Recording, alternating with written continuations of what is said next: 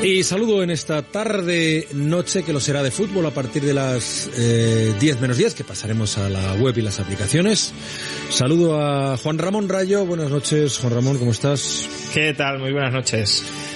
Jesús Ribasés, buenas noches, Jesús. Creo que puedo saludar ya a Pablo Suances. Hola, amigo. Pablo, ¿qué tal? ¿Qué tal? Muy buenas noches. Bueno, estamos todos y tenemos una información de última hora que el Banco Central Europeo pide a los bancos que no repartan dividendos hasta el 30 de septiembre de 2021 debido a la incertidumbre sobre el impacto económico por la pandemia, aunque en algunos casos lo permite con condiciones. Leo en la prensa económica, el Banco Central Europeo limita al 15% del beneficio el pago del dividendo hasta septiembre. Primera impresión sobre todo esto, bueno, ya que, aunque has llegado el último, Pablo, por razones técnicas, ya que estamos en el Banco Central Europeo y esos territorios de Bruselas, pues tu primera impresión y si tienes algún dato más sobre este asunto.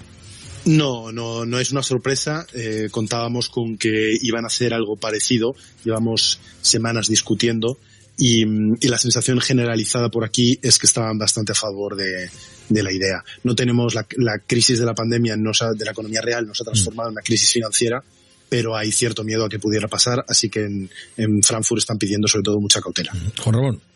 Sí, a ver, es una regulación prudencial que en parte tiene sentido tanto económico casi como moral, ¿no? Económicamente ya lo hemos mencionado, lo ha mencionado Pablo, si hay morosidad que pueda aumentar en el futuro, lo lógico es que los bancos se recapitalicen en lugar de descapitalizarse repartiendo dividendos. Desde un punto de vista, si lo queremos ya casi más moral, hombre, parte de los beneficios que obtienen los bancos son beneficios por el crédito barato que está dando el Banco Central, por los avales que ha conseguido el Estado y que van a trasladar posible morosidad no a la cuenta de resultados de la banca, sino del Estado, y por tanto solo faltaría que si obtienen beneficios extraordinarios durante esta crisis no los aprovechen para reforzarse y minimizar el riesgo de un rescate futuro de la banca, sino para lucrar todavía más a los accionistas.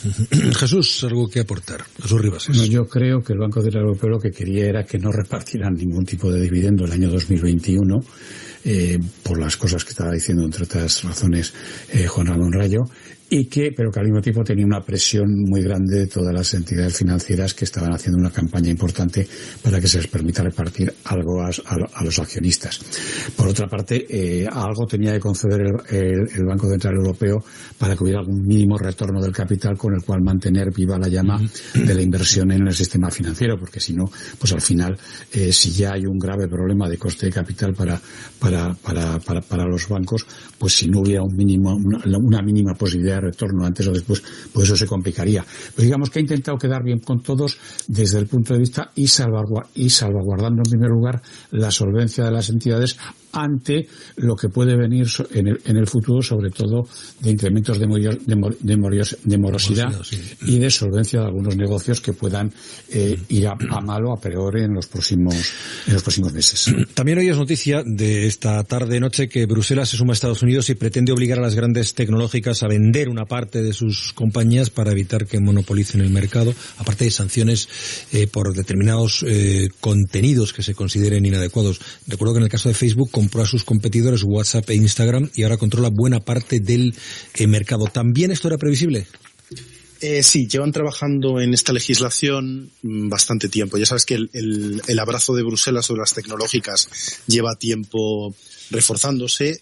Parte se ha intentado históricamente a través de lo fiscal, de forzar la tributación de una manera más acorde, una base imponible allí donde se hace negocio.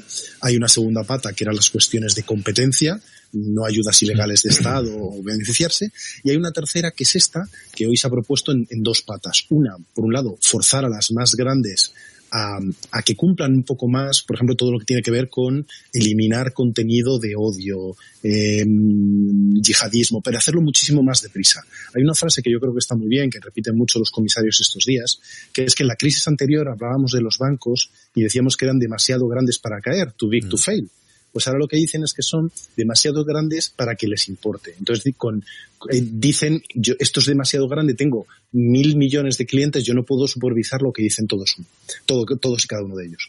La Comisión entiende esta parte, pero dice que tienen que espabilar, que son creadores de mercado, son una influencia grande ya no solo para las comunicaciones, sino para la vida y la democracia, y que tienen que tener más responsabilidad. Y un segundo elemento que tiene que ver con todo lo que pueda ser más de carácter económico. Entonces aquí es donde se ponen duras. Y una empresa que califican como rebelde, aquella, por ejemplo, que pueda recibir en un plazo de 5 años hasta 3 sanciones por cualquier tipo de práctica competitiva. Esto lo hemos visto en los casos, como mencionabas, de Facebook, de Google o de Amazon, donde son, además de competidoras en un mercado, plataforma para ese mercado y han abusado de esa posición dominante. Por ejemplo, utilizando los datos de las empresas que utilizan, por ejemplo, pongamos Amazon para intentar vender, pues Amazon, con la información que recaba al ser la plataforma, además de una vendedora, se posicionaba mejor para colocar sus productos. Entonces, quien rompa estas normas se enfrentará a multas como ahora, pero en última instancia se abre la posibilidad a ir más allá, y es que se pueda forzar a partir, a fragmentar, a trocear unidades de negocio, obligar a vender una marca, obligar a vender activos o a separar tipos de negocio, como se ha hecho en otras ocasiones, pero mucho más rápido y de forma más eficaz. Jesús, ¿estamos empezando a pararle los pies a estas empresas?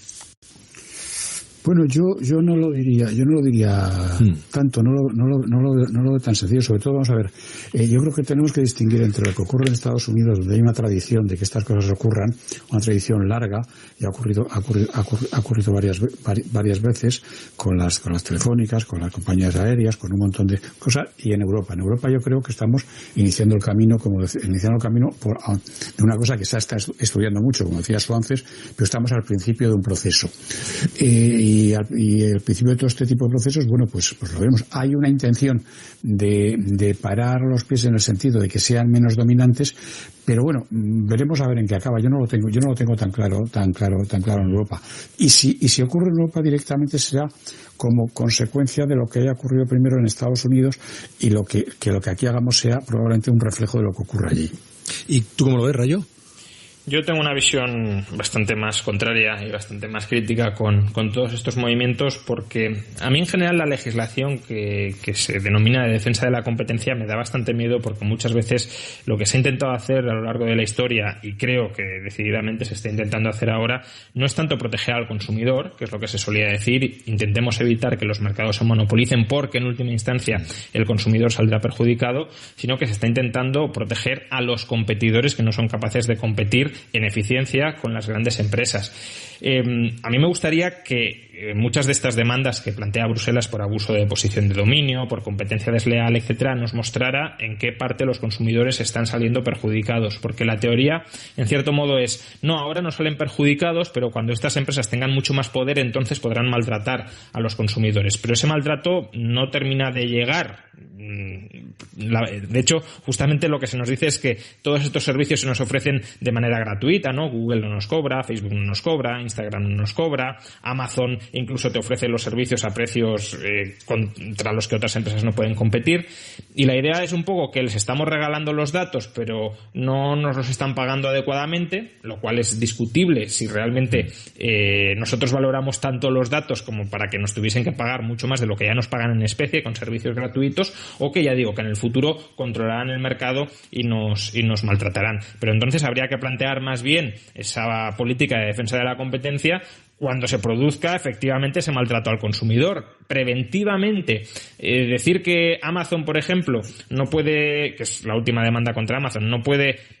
Es decir, la demanda era porque Amazon mantenía los precios bajos, tan bajos como sus competidores. Es decir, al final lo que debería haber hecho Amazon, por lo visto, es no bajar los precios para ajustarse a las ofertas de sus consumidores y que los consumidores de Amazon pagaran precios más altos. Entonces, yo quiero ver cuándo estas empresas están maltratando al consumidor. No cuando están haciendo estrategias para no ser desbancadas por los competidores, sino cuando están maltratando al consumidor. Lo que pasa es que yo no desconozco evidentemente o por lo menos no soy capaz de hacer un análisis de la cuestión en los términos que vosotros podéis hacerlo, pero como espectador yo tengo la sensación de que no es tanto sobrevivir para que no le desbanquen los otros como ir abarcando o ir consiguiendo una posición de monopolio. Claro, pero la cuestión es, una vez tenga esa posición de monopolio, va a maltratar a los consumidores o les va a seguir tratando estupendamente como les trata hasta ahora.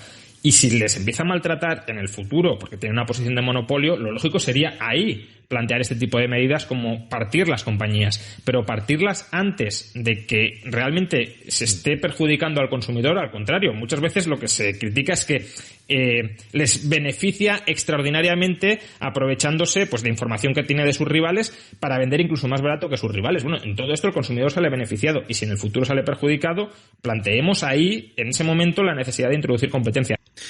Bueno, vamos a ver, la cuestión, otra de las cuestiones relevantes en el día de hoy tiene que ver con la energía y las energéticas.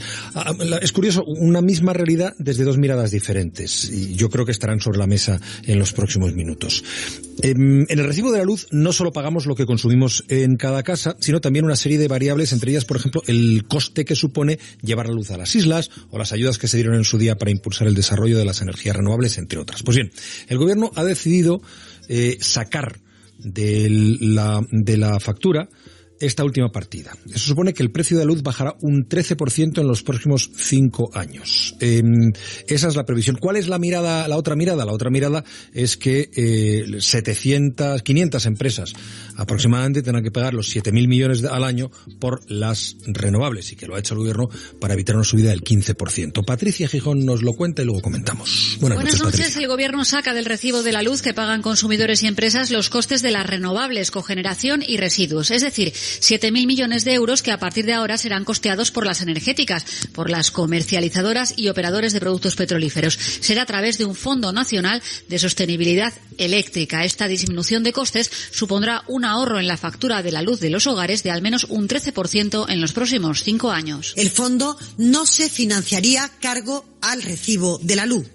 Por tanto, no vendría del bolsillo de los consumidores de electricidad, sino que se financiará con aportaciones de todas aquellas empresas que venden energía. La ministra de Hacienda, María Jesús Montero, subraya que si no se hiciera nada, la luz subiría hasta un 15% en el próximo quinquenio. Se da así respuesta a la situación de los más vulnerables. Estos son los que habitualmente tienen un consumo más elevado de electricidad en proporción a su renta. Dedican más parte de sus ingresos a la factura eléctrica. El gobierno finalmente también prohibirá cortar la luz, el gas o el agua a los más vulnerables que estén reconocidos como tal y no tengan bono social. Será a través de una disposición adicional que se incluirá en alguna de las leyes aún pendientes de tramitación. Era uno de los tiras y afloja de Podemos y el PSOE, pero María Jesús Montero niega discrepancias en el seno del gobierno. Y es bueno y es rico que haya debates que nos permitan poner en valor diferentes puntos de vista para, en definitiva, tomar la mejor decisión. La prohibición durará al menos 4 meses desde su entrada en vigor. Entre las dudas que quedan encima de la mesa está el saber si finalmente el traslado de costes a las comercializadoras supondrá que acabarán repercutiéndolo en el recibo de la luz. Bueno, en primer lugar, ¿os parece bien que se saque del recibo de la luz la partida correspondiente a las renovables, que siempre ha sido tan polémica? ¿Quién empieza? Hombre, yo creo que todo, que aquello de que cada palo aguante su vela siempre está bien, y que cada coste se repercuta a quien le corresponde. Si eso no correspondía al recibo de la luz, y evidentemente no tenía demasiado que ver con el recibo de la luz, pues me parece fantástico. Ahora, eso que estábamos diciendo de que veremos a ver si las otras empresas lo repercuten a sus clientes, yo creo que no hay ninguna duda. Esto ocurrirá así como ocurre en cualquier coste que se le imputa a una empresa. ¿Qué ocurre? Que queda muy bien políticamente decir que a partir de ahora lo van a pagar las empresas, pero las empresas, las que lo paguen, ¿cómo lo van a pagar? Pues lo van a pagar repercutiéndolo a sus clientes en la proporción correspondiente. Que en mi opinión, es mejor que cada uno repercuta lo que le corresponde y no meterlo en el totum revolutum que durante tantos años ha sido recibo de la luz. Me parece bien o me parece correcto. Pero que después, evidentemente, son unos costes que alguien pagará, no las empresas en plan genérico. Y es igual cuando hemos hablado tantas veces del impuesto a la banca. El impuesto a la banca, ¿quién lo paga? Pues el impuesto a la banca lo pagarán los usuarios de los servicios bancarios. Así de sencillo. Queda muy bonito decir, ponemos un impuesto a la banca, bajamos el recibo de la luz y ponemos un impuesto a las empresas comercializadoras, distribuidoras y no sé qué más. Magnífico. Porque evidentemente no tenía que estar en el recibo, pero alguien lo pagará. Lo que pasa es que discrepo un poco en la idea de que esta parte del recibo no tuviese nada que ver con el coste de la generación eléctrica. Tenía que ver con el coste de generar electricidad por unos determinados medios que eran energías renovables. Pero que no es energía renovable para generar gas, obviamente sería esto un absurdo, ¿no? Pero que no es energía renovable para generar energía que no sea electricidad, es energía renovable en forma de central eléctrica renovable para generar electricidad. Y veremos cuál es el efecto neto de la medida. Este es el modelo, se intenta avanzar sin llegar a ser, pero un poco al modelo alemán de promoción de energías renovables, ¿no? Que es básicamente desvincular las primas a las renovables de la factura eléctrica o del coste de la electricidad como tal, ¿no? Que sea más un subsidio estatal, aunque luego aparezca en el recibo como un impuesto. Entonces, el problema de esto es que, claro, si baja la luz o si no sube, la demanda de electricidad va a subir. Y el problema de esto es que para producir más electricidad en España, la forma que tenemos ahora mismo de producirla es quemando gas. Con lo cual, claro, esto se hace de alguna manera para distribuir los costes y fomentar una especie de transición energética, pero, a ver, obviamente, si repercutimos los costes en los combustibles fósiles, en el carburante o en el gas, porque esto se reparte entre todas estas fuentes de energía, pues la demanda de gas, la demanda de gasolina, etcétera, bajará y por ahí ahorraremos emisiones. Pero por el lado de la producción eléctrica vía gas, pues veremos cuál es el saldo neto. Pablo, andas por ahí. Teníamos un problema con la conexión. No sé si querías comentar algo en torno a esta noticia, a esta decisión del gobierno de sacar del recibo los dineros relativos a las energías renovables y que sean las empresas del sector quienes lo abonen. Comentaban tanto Pablo, sí, los escucho. Vale, pues Jesús como Juan Ramón que al final esto va a repercutir, como siempre, como diría el profesor Díez Brown, en usted, señora. A mí la cuestión del recibo de la luz es probablemente lo que saca el lado más cínico y pesimista que tengo. Y tengo mucho aguante en cuestión de cinismo. Esto es un problema gigantesco que la medida anunciada hoy únicamente parchea. El problema es de fondo, es estructural, lleva ahí 20 años y hace falta un gobierno muy valiente para resolverlo y abordarlo desde el inicio. Eso es igual que las salchichas y las leyes, es mejor no ver cómo se hace, pues esto es mejor que cualquier persona que tenga fe en la democracia, en la economía de mercado y en España que no vea lo que se ha hecho con el recibo de la luz en estas últimas 2 décadas. Corregir alguna de en estas últimas 2 décadas no, en los últimos 40 años. Sí, pero vamos a decir que en las últimas 2 décadas donde se ha intentado recorregir lo que se empezó a hacer mal desde hace 40 años. Vamos a poner incluso desde el inicio del siglo, este siglo XX, a partir de todo el escándalo con las primas de las renovables y demás. Se ha utilizado eso como una chapuza, un vale todo. Ahí se ha intentado meter en la factura de la luz cosas que no le correspondían, se ha intentado pagar de formas absolutamente absurdas. Tenemos un coste de la electricidad muy alto y esto no lo va a corregir. Queda muy bien, es un alivio para el consumidor que pueda bajar hasta un 13% en 5 años, pero si no se corrige el problema de fondo y se hace una limpieza a fondo del sistema, es como nuestro sistema fiscal. Tenemos un montón de deducciones, de atajos, que lo hace tan complicado y tan subjetivo y tan susceptible a una modificación aleatoria del gobierno que llegue en cada determinada circunstancia, que no hay forma de tener seguridad ni jurídica ni personal. Tú no puedes hacer una opción a largo plazo, incluso para tu propia energía, si sabes que es como la ley educativa, que gobierno que llegue, gobierno que lo va a tocar y lo va a cambiar. Sí, pero aquí para entender cuál es el fondo del asunto, ¿no? Y por qué es tan complicado resolverlo, básicamente el gobierno de Aznar, el último gobierno de Aznar, después de haber perdido las elecciones, es decir, después del 11 de marzo, aprobó un decreto de promoción de las energías renovables que posteriormente el gobierno de Zapatero todavía exageró más, y ahí se prometió pagar precios desorbitados a las energías renovables que en aquel momento, sobre todo la fotovoltaica, tenía unos costes de producción gigantescos. Entonces, los consumidores españoles estamos obligados a comprarles a estas centrales la electricidad a unos precios gigantescos, pero se les paga a través, esos precios gigantescos a través del recibo de la luz. Y la cuestión es, si tenemos que seguir comprando la electricidad a estos productores que tienen que amortizar estas centrales, porque esa fue la promesa que les hizo Aznar y Zapatero en su momento, ese coste, que es un sobrecoste de 7.000 millones de euros, bueno, algo menos porque ahí también hay cogeneración y demás, pero bueno, en torno a 7.000 millones de euros, ¿quién lo paga? ¿No? Lo tiene que pagar alguien. O la alternativa sería decirles, señores, no les vamos a pagar esto que les debemos. Pero claro, si no les impagamos las primas, que el gobierno de Rajoy en parte lo hizo porque recortó el dinero que se les adeudaba, pues lo tendrá que pagar alguien. Entonces lo paga o el consumidor eléctrico o el consumidor de carburantes, o lo paga en última instancia, como han propuesto algunos, el contribuyente. Pero creo que si es un coste vinculado a la generación de electricidad, sí tiene cierto sentido que en parte esté vinculado al precio de la electricidad. Bueno, esta tarde había un informe que yo he visto por encima, no me ha dado tiempo de ver, creo que era de JP Morgan, que decía que, por ejemplo, a quien más va a afectar, y eso da alguna pista en el sentido de lo que hablaba Juan Ramón, es a 3 compañías, a Repsol, a Cepsa y a Naturgy, mientras que las eléctricas se verían menos afectadas, probablemente porque tengan ese tipo de producción, pero evidentemente, como decíamos desde el principio, alguien lo pagará, y lo pagarán los consumidores por un camino o por otro, los consumidores de estas empresas y de todas las empresas relacionadas. No obstante, yo sigo diciendo que cuanta más claridad haya en el recibo de la luz, a mí me parece mejor, y el recibo de la luz ha sido siempre un arcano que para casi todo el mundo. Dicho todo eso, esto es más, como decía al principio, es más una cuestión casi de imagen del gobierno, que queda muy bonito decir que no subirá el recibo de la luz y que incluso bajará, y que lo pagarán las empresas, pero al final lo pagarán los consumidores. Bueno, nos queda muy poquito tiempo, no sé si queréis apuntar algo más. Quería dar algún detalle más de lo del salario mínimo interprofesional, pero está claro que los sindicatos lo consideran fundamental en este momento. El gobierno dice que no tiene claro si lo congela o no, aunque la ministra de Trabajo sí es partidaria de subirlo. Lo vinculaba el señor Izuel a la situación de la hostelería. Me quedan 1 minuto y medio para los 3. Si queréis apuntar algo, estaré encantado.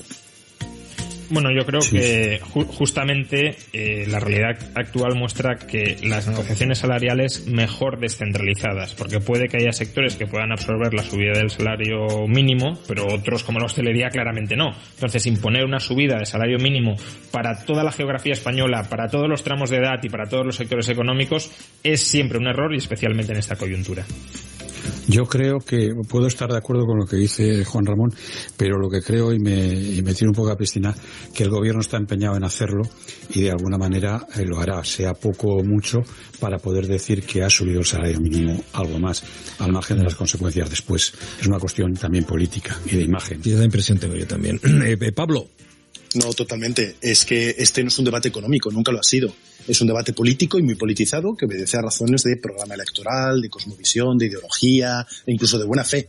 Es un debate sobre la forma de entender la economía y la sociedad, pues por parte de unos partidos políticos, y también es una forma de ofrecer a muchos ciudadanos algo que estaban reclamando. Yo aquí voy a jugar un papel que parece que es de centro, pero no lo es, me mojo. Porque la definición... Mójate rápido, por favor, que tenemos que ir cerrando. No, pues te digo, que la definición clásica de populismo siempre ha sido prometer cosas económicas o políticas que son... No es hacer algo diferente, original o muy difícil que nunca se haya hecho, sino decir que eso es fácil y que no tiene consecuencias. El salario mínimo tiene consecuencias. No hay que caer en el apocalipsis de decir que va a destruir 5 millones de empleos, pero si no tuviera ninguna consecuencia lo subirían a 3.000, a 4.000 euros. O sea que hay que jugar con un poquito más de lógica. O sea, esto no es solo una cuestión de voluntad política, y yo lo único que les pido es un análisis de impacto económico de verdad. Con la pandemia no hemos podido ver los resultados, pero hagan un análisis. Que me temo que no se hará, no lo sé, lo veremos. Gracias, Pablo Suances, Juan Ramón Rayo, Jesús Ribases, ha sido un placer. Bueno, cuidaos mucho. Muy buenas noches. Muy buenas noches. Igualmente.